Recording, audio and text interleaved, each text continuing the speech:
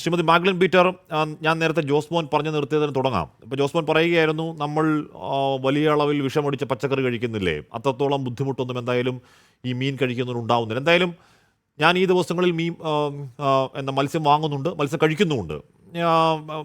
ഏതെങ്കിലും തരത്തിൽ ആർക്കെങ്കിലും ആശങ്കയുണ്ട്, നമ്മുടെ ചുറ്റും നിൽക്കുന്നവർക്ക് ആരെങ്കിലും ആശങ്കയുണ്ടെങ്കിൽ ആശങ്കപ്പെടേണ്ടതില്ല എന്ന സന്ദേശം നൽകുക എന്നതുകൂടി ഒരു അണ്ടർലൈൻ ഉദ്ദേശമുണ്ട്.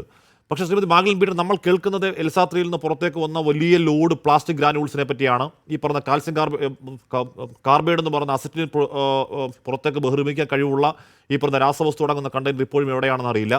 ഇപ്പോൾ നമ്മൾ കേൾക്കുന്നത് അതിനേക്കാൾ ഗുരുതരമായ രാസവസ്തുക്കളെ കുറിച്ചാണ്.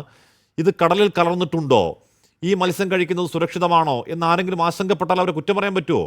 ഞാൻ പറയുന്നത്, ഇപ്പോൾ ഇനി സർക്കാർ വന്ന് പറയുകയാണ് മീൻ കഴിച്ചോ, അല്ലെങ്കിൽ മത്സ്യഫെസ്റ്റ് നടത്തി പറയുകയാണ് മീൻ കഴിച്ചോ എന്ന് പറഞ്ഞാൽ ആൾക്കാർ വിശ്വസിക്കണമെന്നുണ്ടോ? ഒരു ശാസ്ത്രീയ പരിശോധന ഉണ്ടാവണം. ഈ മീൻ കഴിച്ചോണ്ട് ഒരു കുഴപ്പമില്ല എന്ന് സർക്കാർ വൃത്തങ്ങൾ ഒഫീഷ്യലി പറയണ്ടേ ശ്രീമതി മാഗ്ലൻ പീറ്റർ? അത് ഉണ്ടാവണ്ടേ?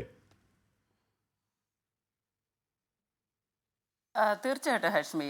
കാരണം എന്ന് പറഞ്ഞാൽ ഇപ്പോൾ അറിയാം, 2 ദിവസമായിട്ടുണ്ട് സർക്കാരിൻ്റെ ഭാഗത്തു നിന്നുകൊണ്ട് അങ്ങനെ ശാസ്ത്രീയമായിട്ട് തെളിയിച്ചുകൊണ്ട് ഇത് മത്സ്യം ഭക്ഷിക്കാം എന്ന രീതിയിൽ സർക്കാരിന് പൊതുജനങ്ങൾക്ക് ഉറപ്പ് കൊടുക്കാൻ പറ്റുന്ന ഒരു സ്ഥിതിയിലല്ല ഇപ്പോഴുള്ളതെന്നുള്ളതാണ് ഞാൻ വിശ്വസിക്കുന്നത്. കാരണം നമുക്കറിയാം, ആ കണ്ടെയ്നറിനകത്ത് എന്തൊക്കെയാണ് ഉണ്ടായിരുന്നത്. വളരെ മാരകമായ വിഷാംശം അടങ്ങിയ വസ്തുക്കളായതുകൊണ്ട് തന്നെ സർക്കാരിന് അതിനെ സംബന്ധിച്ച് ഉറപ്പ് കൊടുക്കാൻ കഴിയില്ല എന്നുള്ളൊരു വസ്തുത കൂടി ഇവിടെയുണ്ട്. നമുക്കും അറിയാമല്ലോ, ഇത്രയും ഭയങ്കര കടലിനകത്ത് ഇനി ജീവി ഉണ്ടാവും, ജീവനുള്ള മത്സ്യം ഉണ്ടാകുമോ എന്നുള്ളത് തന്നെ വലിയൊരു സംശയമുണ്ട്. ആ പരിസരത്ത് ഇത് സ്പ്രെഡ് ചെയ്യപ്പെട്ടിട്ടുള്ള പരിസരത്ത് വേറൊന്ന് നേരത്തെ പറഞ്ഞതുപോലെ ഇവിടുത്തെ കടലിൻ്റെ ആവാസ വ്യവസ്ഥയെ വളരെ ശക്തമായിട്ട് ഇത് ബാധിച്ചിട്ടുണ്ട്. എനിക്ക് തോന്നുന്നു നേരത്തെ പറഞ്ഞ നമ്മുടെ അഡ്വക്കേറ്റ് പറഞ്ഞതുപോലെ കൊല്ലം പരപ്പെന്ന് പറഞ്ഞാൽ കേരളത്തിലെ തന്നെ മത്സ്യ പ്രജനനത്തിന് ഏറ്റവും പേര് കേട്ടിട്ടുള്ള ഒരു പ്രദേശം കൂടിയാണ് കൊല്ലം പരപ്പെന്ന് പറഞ്ഞാൽ. ആ പരപ്പെന്ന് പറഞ്ഞാൽ പാരുകളുടെ ഒരു കൂട്ടമാണ്. ആ പാരുകളുടെ കൂട്ടം എന്ന് പറഞ്ഞാൽ മത്സ്യത്തിൻ്റെ കടലിൻ്റെ ആവാസ വ്യവസ്ഥയെ കൃത്യമായി നിയന്ത്രിക്കുന്ന ഒരു പ്രദേശം കൂടിയാണ്. അതിനെയാണ് ഈ പറഞ്ഞ കണ്ടെയ്നറുകൾ വന്ന് ഇടിച്ച് തകർത്ത് ഇല്ലായ്മ ചെയ്തുകൊണ്ടിരിക്കുന്നത്. കടലിനകത്തുള്ള ഒരു കാടിന് സമാനമായ ഒരു ആവാസ വ്യവസ്ഥയുണ്ട്. അപ്പം അതങ്ങനെ നശിച്ചു പോയിട്ടുണ്ട്. ഇനി ഇവിടെ സംഭവിക്കാൻ പോകുന്ന അങ്ങനെയൊന്നുമല്ല, ഇതെല്ലാം ഉരുകിത്തീരും, കത്തിത്തീരും കടലിനകത്ത്. അപ്പം അങ്ങനെയുണ്ടെങ്കിൽ ഇപ്പോൾ ഉണ്ടാകുന്ന ഭവിഷ്യത്തല്ല ഹാഷ്മി ഇനി വരുന്ന ദിവസങ്ങളിൽ ഞങ്ങൾക്ക് ഉണ്ടാകാൻ പോകുന്നത്. ഇനി മത്സ്യസമ്പത്ത് പറയുന്നത് വളരെ കുറച്ച് മാത്രമേ ഉണ്ടാവാൻ സാധ്യതയുള്ളൂ. അവിടെ വരുമ്പോഴത്തേക്കും ഉണ്ടാക്കണം. ഈ അപകടം ഉണ്ടാക്കാൻ പോകുന്ന ഭാവിയിലെ കോൺഫ്ലിക്റ്റുകൾ ഭയങ്കരമായിട്ടുണ്ടാവും. കാര്യം കുറഞ്ഞ മത്സ്യത്തിന് വേണ്ടിയിട്ട് കൂടുതൽ ആളുകൾ അവിടെ മത്സ്യബന്ധനത്തിന് പോവുകയും അതുണ്ടാക്കാൻ പോകുന്ന ഭവിഷ്യത്തുകൾ ഒരുപാടാണ്. മത്സരം കൂടാനുള്ള സാധ്യതകൾ ഏറെയുണ്ട്. മത്സ്യത്തിൻ്റെ വില കൂടാനുള്ള സാധ്യതയുണ്ട്. നിലവിൽ തന്നെ ഇപ്പം മത്സ്യം ഭക്ഷിക്കുന്ന ആളുകളെ സംബന്ധിച്ച് എന്തുമാത്രം ഉറപ്പ് ശാസ്ത്രീയമായിട്ട് നമുക്ക് കൊടുക്കാൻ എത്ര കാലം വേണ്ടി വരുമെന്നുള്ളത് വലിയൊരു സംശയത്തിന് നിൽക്കുന്നുണ്ട്. അങ്ങനെ പോവുകയാണെങ്കിൽ മത്സ്യത്തൊഴിലാളി സമൂഹത്തിന് ജീവിക്കാനുള്ള എന്ത് മാർഗമാണ് സർക്കാരിൻ്റെ ഭാഗത്തുനിന്ന് നിർദ്ദേശിക്കാനുള്ളത്? തൊഴിലിന് പോവുകയാണെങ്കിൽ, മത്സ്യം കുറവ് ലഭിക്കുകയാണെങ്കിൽ അവരുടെ ഉപജീവനത്തിന്, അവരുടെ കുടുംബത്തിനെ സംരക്ഷിക്കാൻ എന്ത് പദ്ധതിയാണ് സർക്കാരിനുള്ളത് എന്നുള്ളത് സർക്കാർ വ്യക്തമായി പറയണം. കാരണം നേരത്തെ പറഞ്ഞതുപോലെ അല്ലേ, എൽസാത്രിയിൽ നിന്നുണ്ടായിട്ടുള്ള അപകടത്തിൻ്റെ കാഠിന്യം പോലെ അല്ല ഇപ്പോൾ അടങ്ങിയ നേരത്തെ പറഞ്ഞതുപോലെ ഇത് മാരകമായിട്ടുള്ള വിഷാംശം അടങ്ങിയ കണ്ടെയ്നറുകൾ ഇവിടെ തകർന്ന് തരിപ്പണമായിക്കൊണ്ട് ഇപ്പം നേരത്തെ തന്നെ പറയുന്നുണ്ട്, നേവിക്ക് പോലും സംശയമുണ്ട്, അവരുടെ യാനങ്ങൾക്ക് പോലും ഇത് കേട് സംഭവിക്കാനുള്ള സാധ്യത ഉണ്ട് എന്ന് പറയുന്ന ഒരു സ്ഥിതിവിശേഷത്തിലാണ് നമ്മളിപ്പം സംസാരിക്കുന്നത്. ഇത് മത്സ്യത്തൊഴിലാളികളെ സംബന്ധിച്ച് ഇപ്പം അവർ അനുഭവിച്ചുകൊണ്ടിരിക്കുന്നുണ്ട്.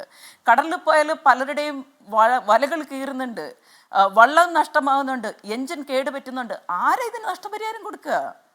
അതിന് എന്താണ് സംവിധാനമുള്ളത്? ഇതൊക്കെ സഹിക്കാൻ മത്സ്യത്തൊഴിലാളികൾ വിധിക്കപ്പെട്ടവരാണോ? അതാണോ ഈ പറയുന്ന പുരോഗമനപരമായി ചിന്തിക്കുന്ന ഒരു സർക്കാർ കേരളത്തിലുള്ളപ്പോൾ ഞങ്ങളെയും ഏറ്റവും ദരിദ്രരെ, ഏറ്റവും പിന്നോക്കം നിൽക്കുന്ന മനുഷ്യരായി ഞങ്ങളെയും ആദിവാസികളെയും കാണുന്ന ഒരു സമീപനത്തിൻ്റെ പ്രശ്നമാണോ എന്നുള്ളത് പോലും ചിന്തിക്കേണ്ടിയിരിക്കുന്നു. ഹാഷ്മി, അതാണ് ഞാനിപ്പോൾ നേരത്തെ പറഞ്ഞത്. ഞങ്ങളെ പരിഹസിക്കുകയായിരുന്നു മുഖ്യമന്ത്രി ചെയ്തത്. 1000 രൂപയും 6 കിലോ അരിയും. ഞാൻ ചോദിക്കട്ടെ, മുഖ്യമന്ത്രിയുടെ കുടുംബത്തിന് ഈ 1000 രൂപ കൊണ്ട് എത്ര ദിവസം കുടുംബം മുന്നോട്ട് പോകാൻ പറ്റും? ഭക്ഷണത്തിന് മാത്രം മുഖ്യമന്ത്രിയും കുടുംബം ചെലവഴിക്കുന്ന രൂപയുടെ അളവെന്ന് പറയട്ടെ, അല്ലെങ്കിൽ ഇവിടെ കേരളത്തിലെ മന്ത്രിമാർ ഒരു ദിവസം ചെലവഴിക്കുന്ന പൈസയുടെ അളവ് പറയട്ടെ. അതുമായിട്ടൊന്ന് താരതമ്യം ചെയ്ത് അല്ലെങ്കിൽ വേണ്ട, കേരളത്തിനൊരു മിനിമം വേതന നിയമം ഇവിടെയുണ്ട്.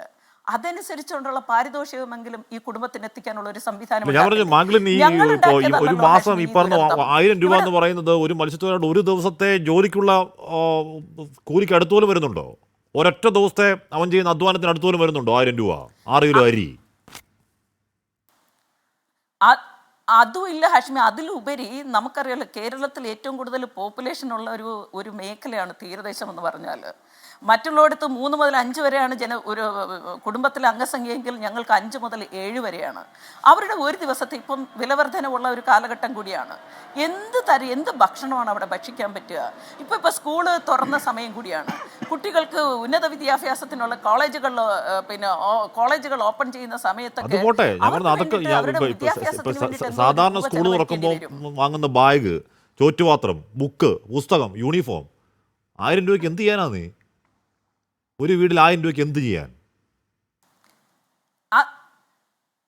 അത് മാത്രമല്ല ഹാഷ്മി, ഇപ്പം ഇവർ പറയുന്നുണ്ടല്ലോ, ഇത് ഈ പറയുന്ന ഇപ്പം അപകടത്തിലായിട്ടുള്ള ഷിപ്പിൽ നിന്ന് പുറത്തു പോയിട്ടുള്ള അപകടകരമായിട്ടുള്ള കണ്ടെയ്നറുകൾ തീരെ തടിയാനുള്ള സാധ്യത, അത് ഇന്ന് സംഭവിക്കുമോ നാളെ സംഭവിക്കുമോ എന്ന് മാത്രമേ അവർക്ക് ഉറപ്പ് പറയാൻ കഴിയാതെ ഉള്ളൂ. വേറൊന്ന് ഹാഷ്മി ആലോചിച്ചോളാം, ഇത് ഇവർ പറയുന്നത് കോഴിക്കോട് മുതൽ കൊച്ചി വരെ തീരങ്ങളിൽ ഇത് അടിച്ചു കയറാനുള്ള സാധ്യതയുണ്ടെന്നുള്ളതാണ്. കൊച്ചിയുടെ തീരത്തിൻ്റെ പ്രത്യേകത എന്താ പറയുക, വൈപ്പില് 3 അപകടകരമായിട്ടുള്ള കമ്പനികൾ അവിടെ വരുന്നുണ്ട്. BPCL, IOCL, LNG. ഈ 3ൻ്റെയും ഏതെങ്കിലും ഒരു ഭാഗത്ത് ഏതെങ്കിലും ഒരു കണ്ടെയ്നർ അടുത്ത് വന്നു കഴിഞ്ഞാൽ വലിയ കേരളത്തിന് നിയന്ത്രിക്കാൻ കഴിയാത്തതോ ഇമാജിൻ ചെയ്യാൻ കഴിയാത്ത അത്രയും ഭീകരമായിട്ടുള്ള അപകട സാധ്യതയുണ്ട്. ഇതിനെ എങ്ങനെയാണ് ഹാഷ്മി നമ്മൾ കൈകാര്യം ചെയ്യാൻ പോകുന്നത്? നമുക്കിവിടെ ഒരു കണ്ടെയ്നർ തുറമുഖമുള്ള സമയത്ത് അപകട സാധ്യതയും നമ്മൾ മുൻകൂട്ടി കണ്ടുകൊണ്ട് ഇന്ത്യയിലും കേരളത്തിലുമൊക്കെ ആ അപകടത്തിനെ ലഘൂകരിക്കാനുള്ള സംവിധാനങ്ങളും കൂടി ഉണ്ടായിട്ട് വേണ്ടേ ഇത്തരം വലിയ പോർട്ടുകൾക്ക് അനുമതി കൊടുക്കേണ്ടത്? അതിന് എന്ത് സംവിധാനമാണ് കേരളത്തിൽ സർക്കാർ നടത്തിയിട്ടുള്ളത്? ഇവിടെ എന്ന് പറഞ്ഞാൽ മത്സ്യത്തൊഴിലാളികളെ വംശഹത്യ ചെയ്യുക എന്നുള്ളൊരു ലക്ഷ്യമാണ് ഇതിനകത്തുള്ളത്.